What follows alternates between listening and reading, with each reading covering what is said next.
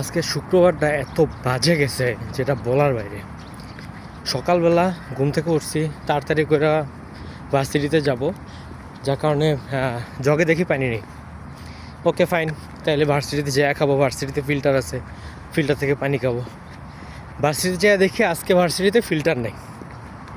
Okay fine, class করলাম, সব কিছু শেষ করলাম, ক্ষুধা লাগছে, টিফিন খাবো। নিচে গেছি, দেখি শর্মা বা বার্গার ওরকম কোনো কিছু নাই। তো ভাবলাম একটা বিস্কিট নেই, বিস্কিটের দাম 50 টাকার মতো হবে। বিস্কিট নিছি 100 টাকা। গেল, আসলাম হোস্টেলে আইসা 5 তলা বাইয়া রুমে গেছি। রুমে যেয়ে দেখি চাবি আনি নেই।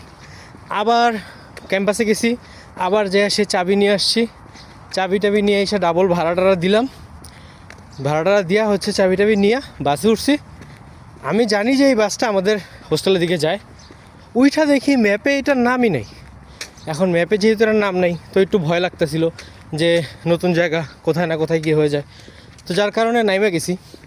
নাইমা যাওয়ার পরে দেখি, আমি যখন নামছি তখন দেখি ম্যাপের ভিতরে নাম আসছে। গেল আরও 27 টাকা। পরে আবার এই দিকের যেই অন্য বাস যেটা আসছে, ওই বাসে উঠা পরে আবার হোস্টেলের দিকে আসলাম। তো আজকে খালি আমার উপর দা বাস যেতেছে, বাস মানে শুক্রবার আমার জন্য আজকে পুরা ফাট একটা। যাই হোক,